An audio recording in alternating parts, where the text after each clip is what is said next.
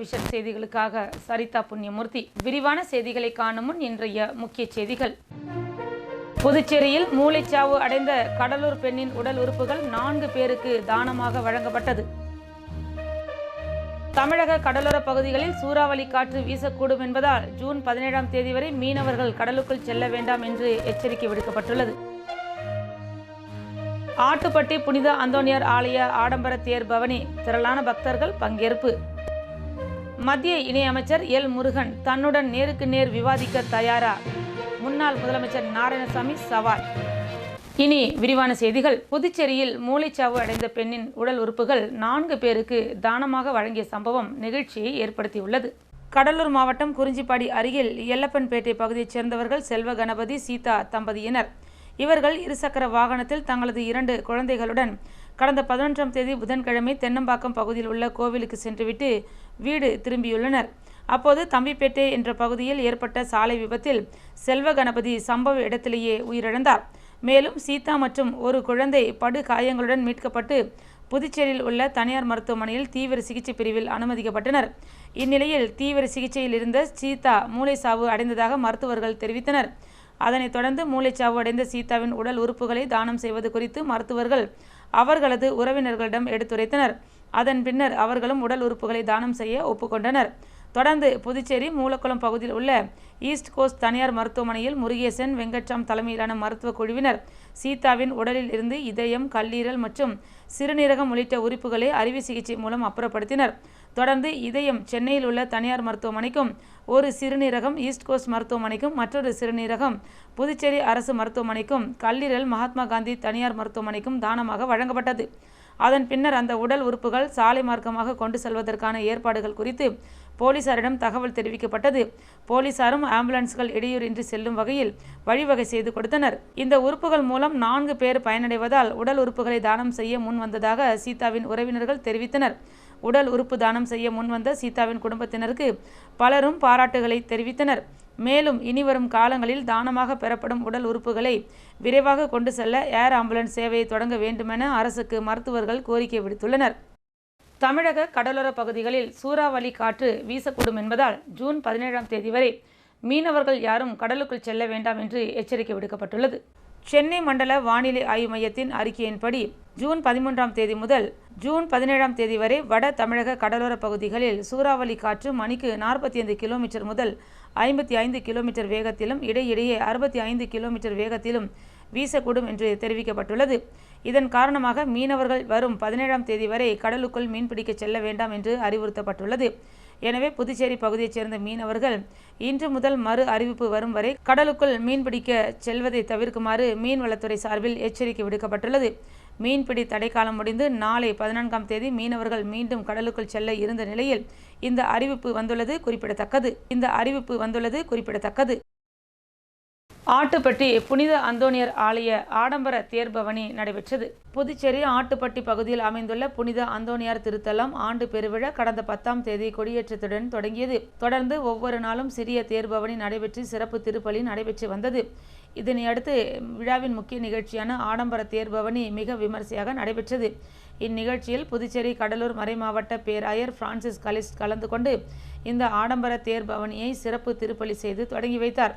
இந்த ஆடம்பர தேர் பவனி மறைமலை அடிகள் சாலை வழியாக சென்று நெல்லித்தோப்பு சிக்னல் புதிய பேருந்து நிலையம் வழியாக சென்று மீண்டும் ஆலயத்தை வந்தடைந்தது. இதில் ஏராளமான கிறிஸ்தவர்கள் கலந்து கொண்டு அந்தோனியரை வழிபட்டனர்.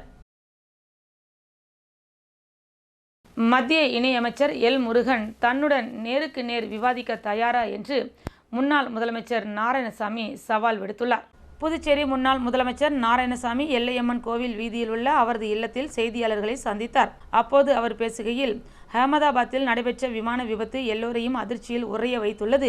இந்த விபத்தில் விமானத்தில் பயணம் செய்தவர்கள், மருத்துவக் கல்லூரி மாணவர்கள், பொதுமக்கள் என 274 பேர் உயிரிழந்திருக்கின்றனர். அவர்களுக்கு தனது ஆழ்ந்த இரங்கலை தெரிவித்துக் கொள்வதாக தெரிவித்தார். மேலும் புதுச்சேரிக்கு சில தினங்களுக்கு முன்னர் வந்த மத்திய இணையமைச்சர் எல் முருகன் மத்திய அரசின் 11 ஆண்டுகால சாதனை குறிப்பிட்டு பேசியுள்ளார். ஆனால் முழுக்க இந்த ஆட்சியில் மக்களுக்கு வேதனை தான் கிடைத்துள்ளது. விலைவாசி உயர்வு, வேலையில்லா திண்டாட்டம், பொதுத்துறை நிறுவனங்கள் தனியாருக்கு தாரை வார்ப்பு, துறைமுகங்கள், விமான நிலையங்கள் அதானிக்கு தாரை வார்ப்பு, இந்திய பொருளாதாரத்தை அதல பாதாளத்தில் தள்ளியது, வெளிநாட்டில் இருந்து கடன் வாங்கியது என இந்த நாட்டை பாஜக அரசு சீரழித்துள்ளது. கடந்த காங்கிரஸ் ஆட்சியில் 9% இருந்த பொருளாதார வளர்ச்சி 5.2% குறைந்து இருக்கின்றது. விழுஞ்சம் துறைமுகம் முதல் மும்பை துறைமுகம் வரை அனைத்தையும் அதானிக்கு தாரை வார்த்ததுதான் இந்த அரசின் சாதனை.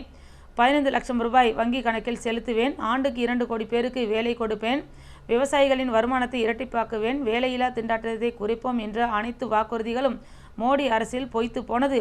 எனவே அவர் மத்திய அரசின் சாதனை குறித்து பேசாமல் இருப்பதுதான் அவருக்கு நல்லது. மேலும் புதுச்சேரியில் பாஜக கூட்டணி அரசின் அனைத்து திட்டங்களும் நிறைவேற்றப்பட்டு வருவதாக கூறுவது அப்பட்டமான பொய்.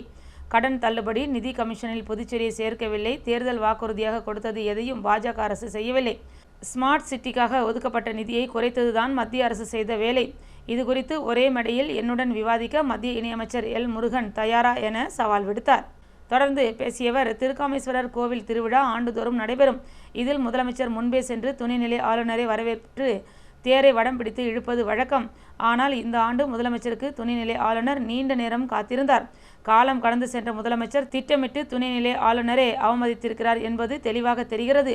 இந்த சம்பவம் மூலம் துணைநிலை ஆளுநருக்கும் முதலமைச்சருக்கும் கருத்து வேறுபாடு இருப்பது வெளிப்படையாக தெரிய வந்திருக்கிறது.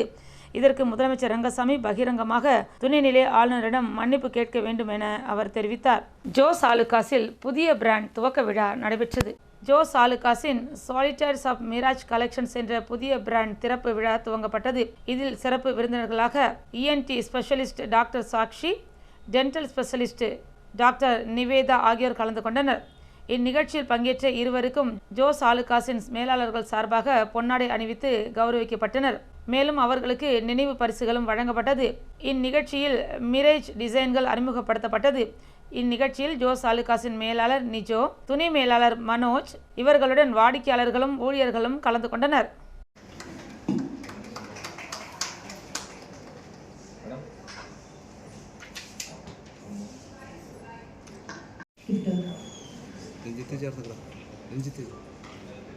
நெல்லித்தோப்பு சட்டமன்ற உறுப்பினர் ரிச்சர்ட் ஜான்குமார் பிறந்தநாளையொட்டி 3000 பேருக்கு அன்னதானம் வழங்கப்பட்டது. பிரபல தொழிலதிபர் ஜோஸ் சார்லஸ் மார்டின் மற்றும் காமராஜர் நகர் தொகுதி சட்டமன்ற உறுப்பினர் ஜான்குமார் ஆகியோரின் வழிகாட்டுதல் படி புதுச்சேரி நெல்லித்தோப்பு தொகுதி சட்டமன்ற உறுப்பினர் ரிச்சர்ட் ஜான்குமார் பிறந்தநாள் விழா பாஜக தொகுதி தலைவர் விஜயராஜ் தலைமையில் வெகு விமர்சையாக கொண்டாடப்பட்டது.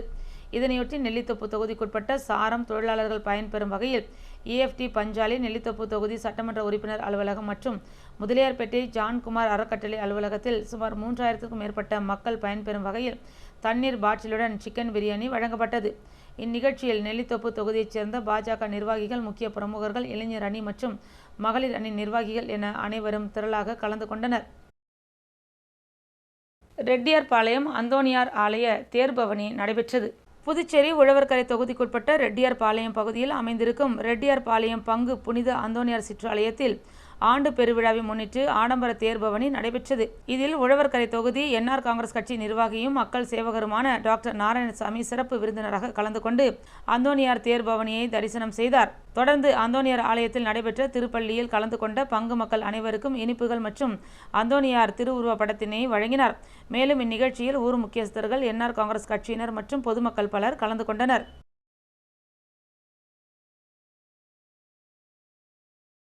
அமமுக பொதுச் செயலாளர் TTV தினகரனுக்கு புதுச்சேரியில் அமோக வரவேற்பு அளிக்கப்பட்டது. அம்மா மக்கள் முன்னேற்ற கழகத்தின் பொதுச் செயலாளர் TTV தினகரன் புதுச்சேரி வழியாக சிதம்பரத்திற்கு சென்றார். அப்போது வில்லியனூர் எம்ஜிஆர் சிலை அருகில் புதுச்சேரி மேற்கு மாநில கழக செயலாளர் SD சேகர் தலைமையில் பிரம்மாண்ட வரவேற்பு அளிக்கப்பட்டது. TTV தினகரன் சரியாக நேற்று மாலை 6:45 மணி அளவில் வில்லியனூர் எம்ஜிஆர் சிலை அருகில் வருகை தந்தார். அப்போது கட்சியின் தொண்டர்கள் அவரை வாழ்த்தி கோஷம் எழுப்பினர். இதன்போது அவைத் தலைவர் ரகுபதி, பொருளாளர் கணேசன், துணைச் செயலாளர்கள் முனியன், கலைவாணி, டாக்டர் சிலம்பரசன், உழவர்கரை தொகுதி RK ராஜா, வில்லியனூர் தொகுதி செயலாளர் செந்தில் என்கின்ற குமாரவேல், கண்ணதாசன், கண்ணன் என்கின்ற ராமச்சந்திரன், அணி செயலாளர் ஜான்சன், ஜெயபால், நந்தகோபால், முருகன், சிவகுமார், ஏழுமலை, பாலா, அண்ணாமலை, ரவி உட்பட பல்வேறு நிர்வாகிகள் கலந்து கொண்டு அவருக்கு பூங்கொத்து கொடுத்து உற்சாக வரவேற்பு அளித்தனர். காட்டேரிக்குப்பத்தில் அமைந்துள்ள ஸ்ரீ திரௌபதி அம்மன் ஆலயத்தில் தீமிதி திருவிழா நடைபெற்றது. புதுச்சேரி மாநிலம் மண்ணாடிப்பட்டு கொம்யூன் காட்டேரிக்குப்பம் பகுதியில் அமைந்துள்ள அருள்மிகு ஸ்ரீ திரௌபதி அம்மன் தேவஸ்தான பிரம்மோற்சவ விழா கடந்த மே மாதம் 26ஆம் தேதி தொடங்கியது. இதில் ஒவ்வொரு நாளும் சுவாமிக்கு பல்வேறு அபிஷேக ஆராதனைகள் அலங்காரம் செய்து மகா தீபாராதனை காண்பிக்கப்பட்டு வந்தது. மேலும் ஒவ்வொரு நாளும் உபயதாரர்களால் சுவாமி மின் அலங்காரத்துடன் வீதி உலாவும் நடைபெற்று வந்தது. இதில் கடந்த மாதம் 31ஆம் தேதியன்று திரௌபதி அம்மன் ஆலயம் கொடியேற்றுதல் நிகழ்ச்சியும், அதனைத் தொடர்ந்து ஜூன் 8ஆம் தேதி ஞாயிற்றுக்கிழமை திருக்கல்யாண உற்சவமும், அதனைத் தொடர்ந்து முக்கிய நிகழ்வாக நேற்று அருள்மிகு ஸ்ரீ திரௌபதி அம்மன் ஆலய தீமிதி உற்சவ திருவிழா வெகு சிறப்பான முறையில் நடைபெற்றது. இதில் சுற்றுவட்டார பகுதிகளைச் சேர்ந்த நூற்றுக்கணக்கான பக்தர்கள் கலந்து கொண்டு தீமிதித்து தங்களது நேர்த்தி கடன்களை செலுத்தினர். தொடர்ந்து இரவு உபயதாரர்களால் சக்தி கரகம் வீதி உலா வெகு சிறப்பான முறையில் நடைபெற்றது. இதில் பக்தர்கள் திரளாக கலந்து கொண்டு சுவாமி தரிசனம் செய்தனர். இந்நிகழ்ச்சிக்கான ஏற்பாடுகளை ஆலய நிர்வாக அதிகாரி, உபயதாரர்கள் மற்றும் காட்டேரிக்குப்பம் கிராம பொதுமக்கள் வெகு சிறப்பான முறையில் செய்திருந்தனர். மதகடிப்பட்டில் அமைந்துள்ள SMV பள்ளி மழலையர் மாணவர்களுக்கு பட்டமளிப்பு விழா நடைபெற்றது. மதகடிப்பட்டில் அமைந்துள்ள ஸ்ரீ மணக்குள விநாயகர் கல்வி அறக்கட்டளையின் ஓர் அங்கமான SMV பள்ளியில் மழலையர் வகுப்பு மாணவர்களுக்கு பட்டமளிப்பு சான்றிதழ்கள் வழங்கும் நிகழ்ச்சி பள்ளியின் உள்ளரங்கில் நடைபெற்றது. குத்துவிளக்கு ஏற்றப்பட்டு நிகழ்ச்சி தொடங்கியது. தொடர்ந்து தமிழ்தாய் வாழ்த்து மற்றும் SMV பள்ளியின் கீதம் பாடப்பட்டது. அதனைத் தொடர்ந்து SMV பள்ளியின் முதல்வர் முனைவர் அனிதா சாந்தகுமார் வரவேற்புரை ஆற்றினார். இதனை அடுத்து பட்டமளிப்பு சான்றிதழ்கள் வழங்கும் நிகழ்ச்சி நடைபெற்றது. இதில் பள்ளியின் இணைச் செயலர் ஆர்கிடெக்ட் வேலாயுதம் மற்றும் பள்ளியின் முதல்வர் ஒருங்கிணைந்து UKG வகுப்பு மாணவர்களுக்கு சான்றிதழ்களும் பரிசு பெட்டகம் வழங்கி சிறப்பித்தனர். இந்நிகழ்ச்சியில் UKG வகுப்பு குழந்தைகள் நடனமாடி வசீகரப்படுத்தினர். இந்நிகழ்ச்சியில் பேசிய பள்ளியின் இணைச் செயலர் வேலாயுதம், இது ஒரு சிறப்பான நிகழ்வாகும். இதன் மூலம் மழலையர் வகுப்பிலிருந்து முன்னேற்றம் அடைந்த குழந்தைகளை அங்கீகரிக்கும் ஒரு விழாவாகவும், அடுத்த வகுப்பு படிப்பிற்கு அவர்கள் தயாராவதற்கு ஒரு மனமகிழ் பாலமாகவும் அமைகிறது என்று கூறினார். இந்நிகழ்ச்சியில் தங்கள் குழந்தைகளை சிறப்பிக்கும் வகையில் நடைபெறும் இந்நிகழ்ச்சி மனதிற்கு பெரும் மகிழ்வாக அமைந்தது என்று பெற்றோர் தெரிவித்தனர். நிகழ்ச்சி நிறைவாக பட்டமளிப்பு சான்றிதழ்கள் பெற்ற குழந்தைகளுடன் பெற்றோர்கள் அமர்ந்து புகைப்படம் எடுத்துக்கொண்டனர். இத்துடன் விழா இனிதே நிறைவு பெற்றது. இந்நிகழ்ச்சிக்கான ஏற்பாடுகளை முதல்வர் மற்றும் துணை முதல்வர், நிர்வாக அலுவலர், ஆசிரியர்கள், அலுவலக ஊழியர்கள் ஆகியோர் செய்திருந்தனர். காட்டேரிக்குப்பம் அரசு உயர்நிலைப்பள்ளி மாணவர்கள் களப்பயணம் மேற்கொண்டனர்.